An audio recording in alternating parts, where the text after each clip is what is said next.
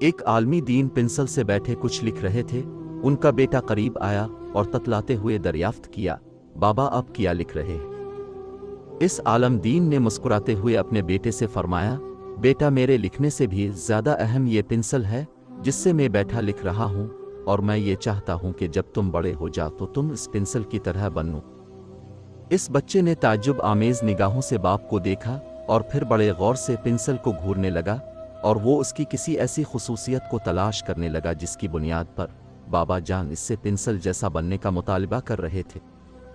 بڑی دیر تک پنسل کو دیکھنے کے بعد اسے کوئی ایسی چیز نظر نہ آئی جو اس کے ذہن کو کھٹکتی، اور اب بچے سے رہا نہ گیا، آخر کار باپ سے پوچھنا پڑا، بابا جان اس پنسل میں ایسی کون سی خصوصیت ہے جس کے سبب آپ کی خواہش یہ ہے کہ میں بڑا ہو کر اس جیسا بنوں؟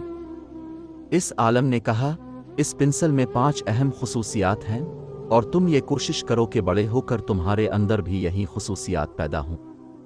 ایک، تم بڑے بڑے کارنامے انجام دے سکتے ہو، لیکن کبھی یہ مت بھولو کہ کوئی ہاتھ ہے جو تمہیں چلا رہا ہے اور تم سے یہ کارنامے کروا رہا ہے، اور وہ اللہ تعالیٰ کا دست قدرت ہے۔ دودھ کبھی کبھی جب اس کی نوک گھس جاتی ہے تو کٹر چاقو وغیرہ سے اسے تراشا جاتا ہے، اگرچہ یہ ایک اذیت ناک چیز ہوتی ہے، لیکن بہرحال اس کی نوک تیز ہو جاتی ہے اور پھر یہ اچھے سے کام کرنے لگتی ہے۔ بس تمہیں بھی یہ جان لینا چاہیے کہ انسان کو اگر کوئی دکھ اور صدمہ پہنچتا ہے وہ اس لیے ہوتا ہے تاکہ تم بہتر کارکردگی کا مظاہرہ کر سکو۔ 3، پنسل یہ اجازت دیتی ہے کہ اگر کچھ غلط تحریر ہو جائے تو تم ربر سے اسے مٹا کر اپنی غلطی کی اصلاح کر سکو۔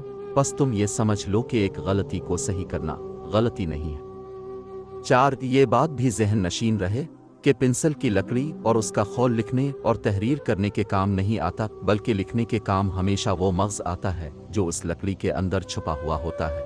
بس ہمیشہ تم اس چیز کا خیال رکھو کہ تمہارے جسم کی کوئی حیثیت و اہمیت نہیں ہے، بلکہ اس کے اندر چھپی تمہاری روح اور ضمیر قدر و قیمت والا ہے، جسم نہیں۔ 5، پنسل جب کچھ لکھتی ہے تو اپنے کچھ نقوش کاغذ پر چھوڑ دیتی ہے جو مدتوں کاغذ پر دیکھے جا سکتے ہیں۔